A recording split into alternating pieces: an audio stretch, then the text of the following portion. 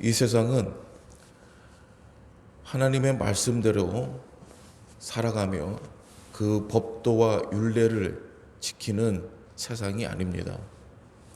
우리가 알다시피 성경에 보면 이 세상은 잠시 잠깐 하나님께서 사탄에게 내어주셨다라고 말씀하고 있습니다.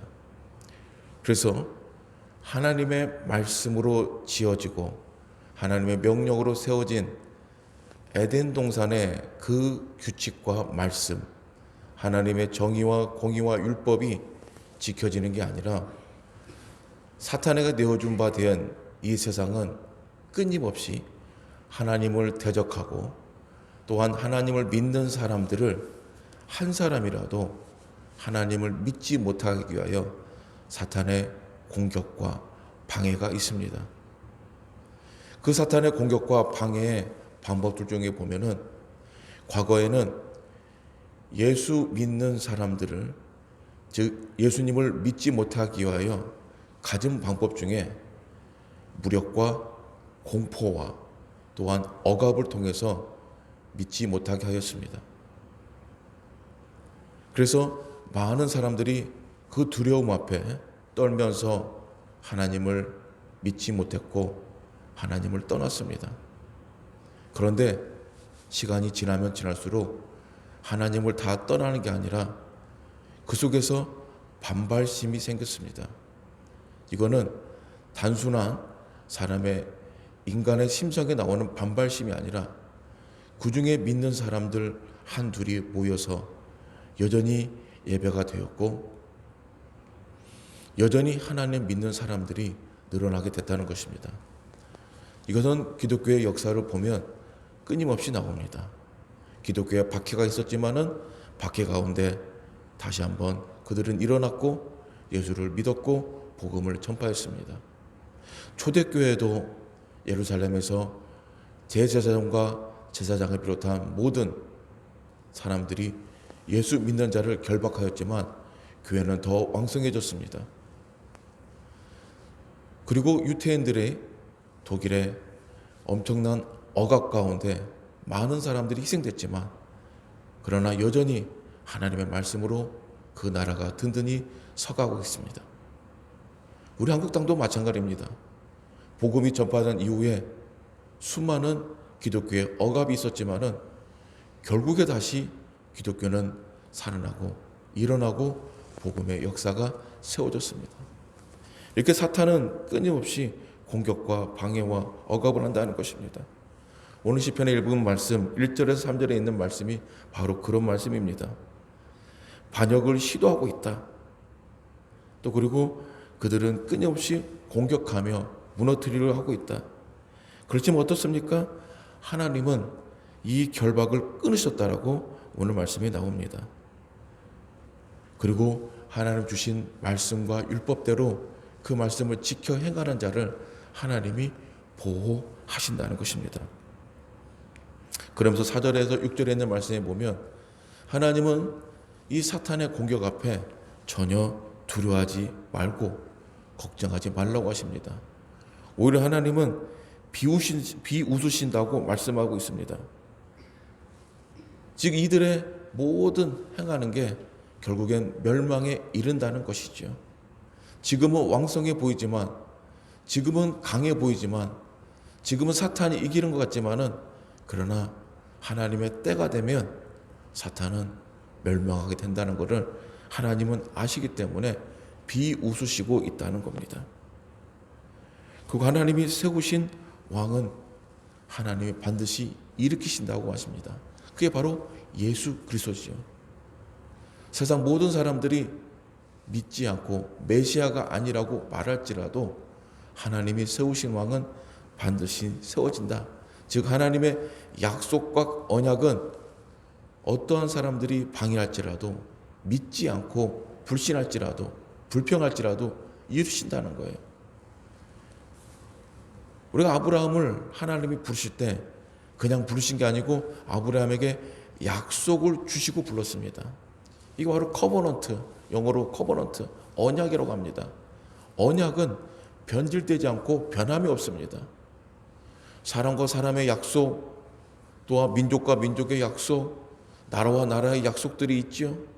문화 속에서 여러 나라의 질서들이 있어요. 지금 엄청난 전쟁이 우리 지구상에 일어나고 있지만은 그 안에 수많은 약속과 계획과 지켜지는 법들이 있기 때문에 그 안에서 움직이는 것입니다. 만약에 이런 법들이 완전히 깨진다면은 이 지구에 있는 모든 나라들은 풍지박살이 될 것이고, 강한 나라가 모든 나라를 종식해버리는, 강한 사람이 이기는 그런 약육강식의 시대가 될 겁니다. 그러나 보이지 않는 많은 율법과 법이 있습니다. 무역의 법이 있고요, 나라의 군사의 법들이 있고, 경계선이 있고, 이게 다 지켜지고 있죠. 그런 질서 가운데 있다는 거예요.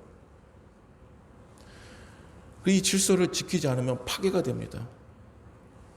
그래서 하나님께서 우리에게 하나님의 약속의 법을 주신 거예요. 아브라함에게 주신 그 약속의 법, 이 법을 주시고 법을 지키게 하셨고, 그 약속을 믿으면 하나님이 반드시 복을 주셨습니다. 이스라엘 백성들에게도 400년이 넘는 긴 시간 동안 애굽의 속박 가운데 그들은 노예로 살았습니다. 이제 노예에서 풀려나서 광야로 모세와 함께 가는데 하나님이 수많은 법들을 주셨어요. 우리가 민수기와 신명기 말씀에 보면 하나님께서 모세를 통해서 많은 법들을 주십니다. 여러분, 오랜 시간 동안 이스라엘 백성이 법 없이 살았기 때문에, 즉 하나님 없이 살았기 때문에 이들을 다시 바꾸는 겁니다. 그런데 여기서 부작용들이 나타나기 시작합니다. 하나님 없이도 잘 살았는데 갑자기 하나님을 믿어야 되고, 이 하나님 통해서 법들이 하나씩 생기면서 지켜야 하니까 거기에 부작용이 나온 거예요. 그래서 과거에 하나님 없이 살면서 지냈던 자기의 관습, 습관, 죄의 습성들이 계속 나오기 시작합니다. 그 중에 하나가 금신상을 만들었던 일. 모세는 율법을 받고 십계명을 받고 있는데 모세의 형 아론과 그 백성들은 금신상을 만들었잖아요. 하나님이 번듯이 계신데도 그들은 그 순간 죄를 선택한 거예요. 법을 깬 거예요. 그뿐만이 아닙니다. 이 광야의 40년 동안 수많은 하나님의 법을 지키는 자와 지키지 못하는 자들이 있었습니다. 그러나 법을 지킨 자는 하나님께서 반드시 그들을 구원하여 주셨고, 하나님의 약속의 땅에 가게 하셨고, 하나님의 복을 내리셨습니다. 그럼 이 법들이, 이 약속들이, 이 하나님의 계명들이 우리를 힘들게 하는 건가? 그건 아니지 않습니까? 살리는 법이고 살리는 약속입니다. 우리는 이 약속을 지켜야 합니다. 우리는 이 말씀을 지켜야 됩니다. 우리는 하나님의 명령을 순종을 해야 됩니다. 지키기 어렵습니다. 지금 오늘날 이 세상, 요즘 세상에 보면 하나님의 말씀을 지키기가 더 어렵습니다. 말씀이 희석이 되고 말씀이 힘이 없어지고 있습니다. 말씀보다 더 앞서는 사람의 지식이 있습니다. 과학이 있습니다. 문명이 있습니다. 의학이 있습니다. 아프면, 전에는 기도를 했지만 아프면 병원 갑니다. 법적인 문제가 있으면 전에는 기도를 했지만은 이제는 전문가를 찾아가고 AI를 물어봅니다. 이 모든 것들이 하나님보다, 기도보다 더 앞서지는 이 세상 가운데 하나님 말씀 지키기가 쉽지가 않습니다. 그런데 여러분, 하나님의 말씀대로 기도하는 게 사는 길입니다. 왜 그러냐면 우리가 우리 힘으로 모든 걸 다 할 수 있다면은 뭔 걱정이 있겠습니까? 그런데 아닙니다. 우리 힘으로 할 수 있는 게 다 있지 않습니다. 제일 중요한 죽음에 대한 문제도, 우리가 살아가는 모든 인생에 대한 문제도, 자녀의 문제도, 가족의 문제도, 모든 문제도 내가 다 할 수 있는 것 같아 보이지만은 할 수 없는 부분들이 더 많습니다. 그래서 인생의 막다른 골목에 부닥쳤을 때야, 그때서야 비로소 깨닫게 되는 거예요. 하나님 없이서도 살 수 있다고 생각했는데 그게 아닌 거예요. 하나님 없으면 살 수 없는 인생이구나, 살 수 없는 사람이구나, 우리는 정말 나약한 존재구나 하는 것을 그때서야 알게 되는 거예요. 하나님은 우리에게 약속의 가장 큰 증표로 바로 예수 그리스도를 주셨습니다. 오늘 시편의 말씀 7절에서 9절의 말씀 보면 이제 하나님께서 너희들을 위해서 왕을 세우셨다. 그러면서 그 왕이 철장의 권세를 파쇄하시고 무너뜨릴 거다라고 그래요. 이 철장의 권세는 뭐냐면 세상의 권세입니다. 즉 사탄의 권세이고 사탄의 역사입니다. 사탄은 끊임없이 우리에게 네가 할 수 있고 너도 하나님 될 수 있다라는 걸 계속 우리에게 심어주지 않습니까? 아담과 화에게도 선악과만 먹으면 너도 하나님처럼 될 수 있다. 이거는 사탄이 우리에게 계속 요구하는 것입니다.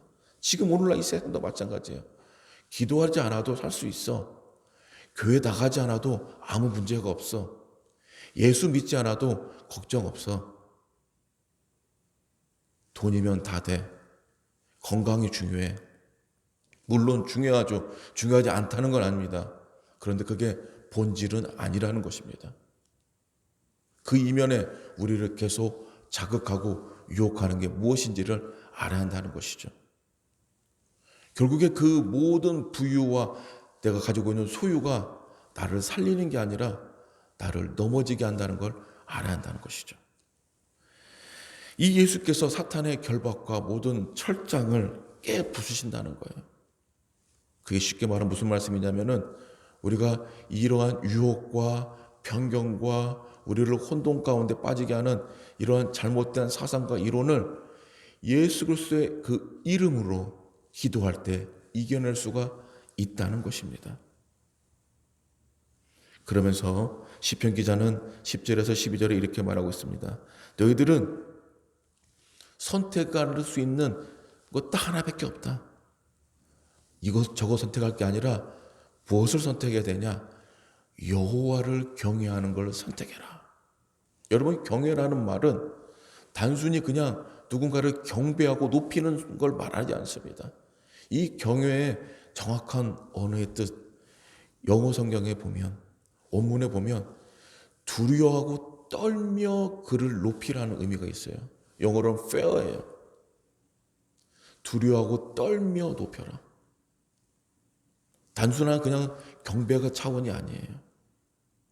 하나님을 단순한 예배의 차원으로 보는 게 아니라 그분을 두려워하고 떨며 겸손하며 엎드려 예배하고 높이라는 거예요. 시편 기자는 말하죠. 네가 떨며 그 무엇보다도 우선순위로 삼아야 할 것은 하나님을 경외하는 것이다. 잠언의 말씀 보니까 여호와를 경외하는 것이 지식의 근본이다 그랬어요. 이 지식은 세상을 알고 세상을 보는 눈을 말하는 게 아니라 모든 삶의 기준되는 중심이 하나님을 높이는 거다라는 것입니다. 그렇습니다. 하나님을 높이는 사람, 즉 하나님을 예배하고 하나님을 인정하는 사람은 그 삶의 모든 선택의 기준과 성공의 기준이 하나님으로부터 나옵니다. 그런데 하나님을 모르는 사람은 하나님 없이도 자기가 할 수 있다는 생각과 자기가 더 우선이 되기 때문에 선택의 기준이 자기 선택과 자기 판단에 있습니다.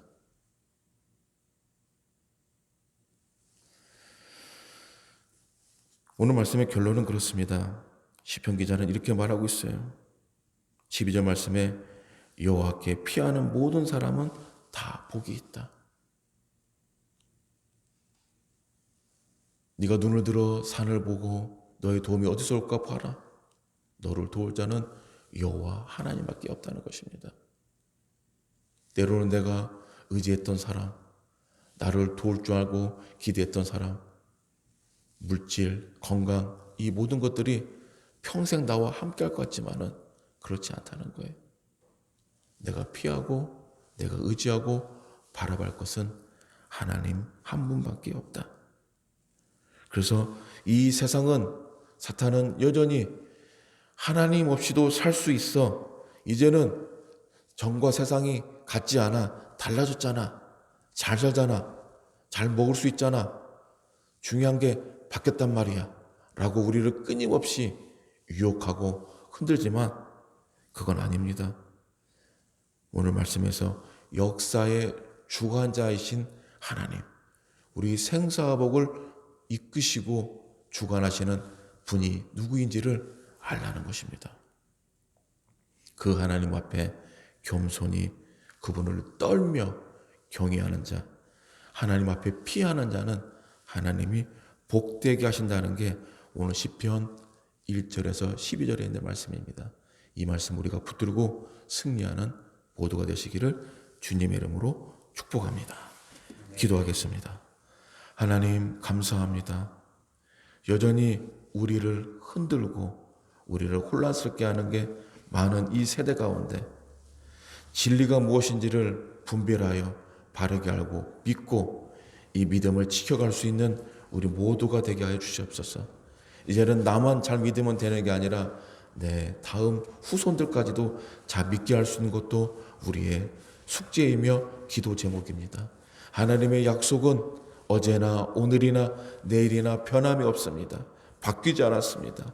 하나님께 피하는 자, 하나님을 두려워 떨며 믿는 자, 그 믿음의 약속의 복을 선택받은 우리가 될 수 있도록 하나님 붙드시고 함께하여 주시옵소서. 한 주의 시작입니다. 하나님 주님 도우시고 역사하시고 하시는 일들마다 사업마다 또 일터 위에 축복하시며 자녀들을 하나님 은혜 내려주시고 그들의 학업과 진로와 믿음 위에 주님 역사하시사 큰 복으로 더하여 주시옵소서. 출타하거나 타지했거나 병상이 있거나 어려움이 있는 또한 물질적으로 공고함이 있는 자녀들 하나님 축복하시고 은혜 내려주시고 위로하시고 함께 하셔서 하나님의 약속을 붙들고 승리하게 하여 주시옵소서. 기도하는 그들에게 반드시 하나님 만배의 복으로 함께하여 주시옵소서. 감사하며 예수님의 이름으로 기도하옵나이다.